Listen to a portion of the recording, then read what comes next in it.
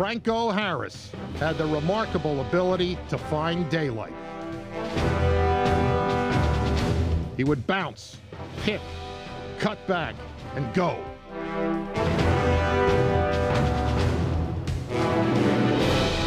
His forte was quickness and great vision of the field. He was especially devastating on an off track.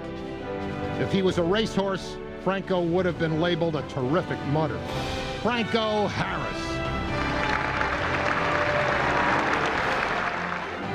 A former altar boy, a Notre Dame halfback, Rocky Blair was called into the service, got wounded in Vietnam, was awarded a Bronze Star, and came back to Pittsburgh. They told him he'd never play again. He proved them all wrong. He played for 10 more years and earned a place on the Steeler all-time team. Rocky Blair.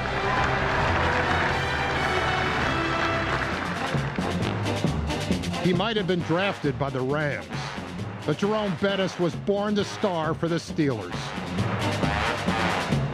Jerome Bettis, he is surely the real thing. He ain't no head of lettuce. Yours, Jerome Bettis. If the bitter will to win could be rolled into a big bundle and set on legs, it would look like number 36. Jerome Bettis. Number 52, Mike Webster, played in more games than any Steeler in history. Chuck Noll believed players must be judged first and foremost for their consistency, the ability to produce over the long haul. Mike Webster became the yardstick by which all other players were measured. Please welcome the members of Mike's family who are here tonight.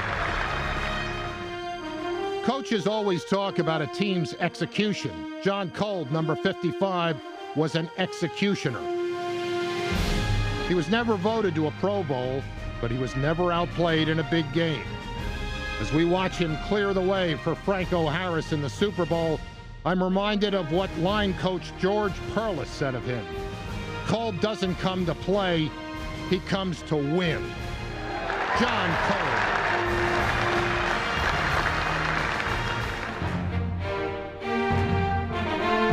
Watching Alan Fanuca's smooth, controlled power, a fan sees pass blocking at its elemental best.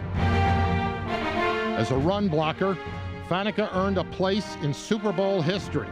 His block cleared the way for Willie Parker's record-breaking run in Super Bowl 40. Willie Parker, a Super Bowl record 75-yard scoring run. A six-time All-Pro, Alan Fanuca.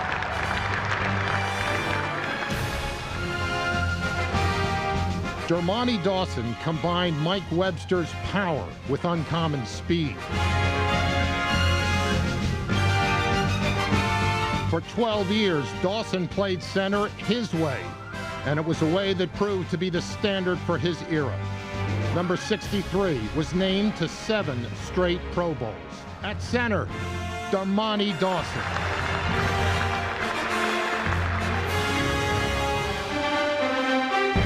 Tunch Ilkin, number 62, started at offensive tackle on both sides of the ball. He had the rare ability to bring the same thoughtful intensity and efficiency to the field play after play, week after week, year after year for 13 seasons. A cool-headed but hot-blooded competitor, Tunch Ilkin. Chuck Noll wanted tight ends who could block and tackles who were athletic. Larry Brown played his first 7 years at tight end and his last 7 at starting right tackle. Here is Bradshaw rolling right. Bradshaw gets a big block and fires into the end zone complete for the touchdown. Larry Brown. When the NFL liberalized the rules in the late 1970s to benefit the passing game, Benny Cunningham, number 89, was in the right place at the right time. He earned 2 Super Bowl rings and caught 20 touchdown passes during his Steelers career. At tight end, Benny Cunningham. It wasn't called tight end when he played it, but L.B. Nickel fit all the requirements of the modern position. He was big enough to block and rugged enough to catch in a crowd. Nickel had not only talent, but dedication. He once said, "For every pass I caught in a game, I caught 1,000 in practice." Let's hear it for L.B. Nickel's family who are here tonight. At kicker, Gary Anderson, the Steelers' all-time leader in points and field goals. In 1983, Gary became the first and only kicker to ever be named the Steelers' most valuable player. Our place kicker, Gary Anderson.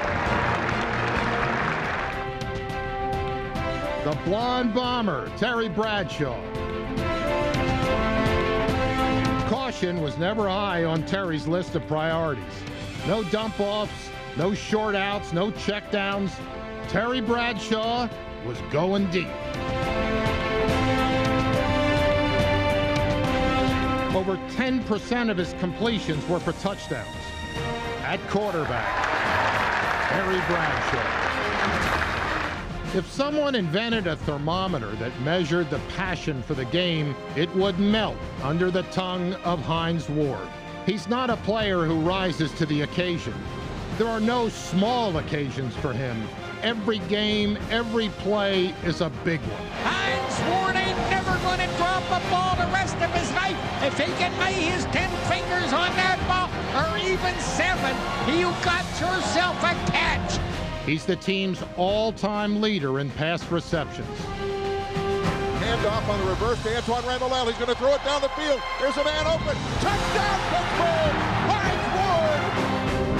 The MVP of Super Bowl 40, Hines Ward.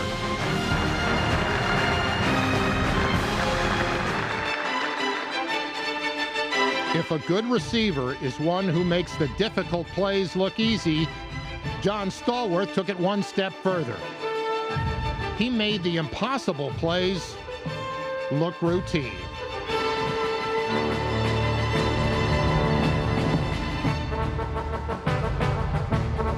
Coach Dick Hope called him an anywhere, anytime player, meaning he was a threat to score from any place on the field at any time.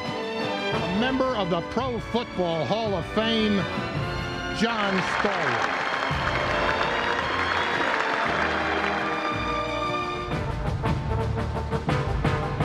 Lynn Swann was the MVP of Super Bowl X with 4 catches for 161 yards and a touchdown. But the drama he brought to the art of catching passes was something no statistics could measure.